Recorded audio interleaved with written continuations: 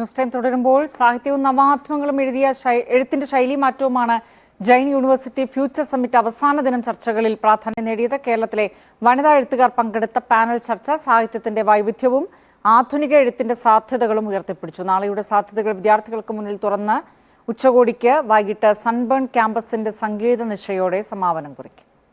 Jain university future summit അവസാന ദിവസത്തിലേക്ക് കടക്കുമ്പോൾ സംവാദവേദികളിൽ സജീവമായത് സാഹിത്യവും എഴുത്തുകളിലെ ശൈലീമാറ്റവും നവമാധ്യമ വിപ്ലവങ്ങളുമാണ്.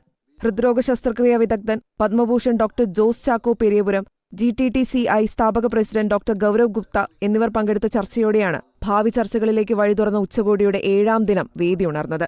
സ്വന്തം അനുഭവങ്ങൾ പങ്കുവെച്ച് കേൾവിക്കാരെ രസിപ്പിച്ചും ചിന്തിപ്പിച്ചും ത്രസിപ്പിച്ചുമാണ് കേരളത്തിലെ യുവ വനിത എഴുത്തുകാർ പങ്കെടുത്ത പാനൽ ചർച്ച ശ്രദ്ധയാകർഷിച്ചത്. എഴുത്തിലേക്കുള്ള യാത്രകളും മലയാള സാഹിത്യത്തിന്റെ വൈവിധ്യവും സൗന്ദര്യവും രചനാശൈലിയിലും ചിന്താഗതിയിലും ഓരോ എഴുത്തുകാരനും അതുല്യരാകേണ്ടതിന്റെ ആവശ്യകതയുമെല്ലാം വേദിയിൽ ചർച്ചയായി. എഴുതാനുള്ളത് ആ സർഗശേഷി വെച്ചുകൊണ്ട് ആരും അവരവരുടെ തലത്തിൽ നിന്നുകൊണ്ട് തന്നെ എഴുതട്ടെ.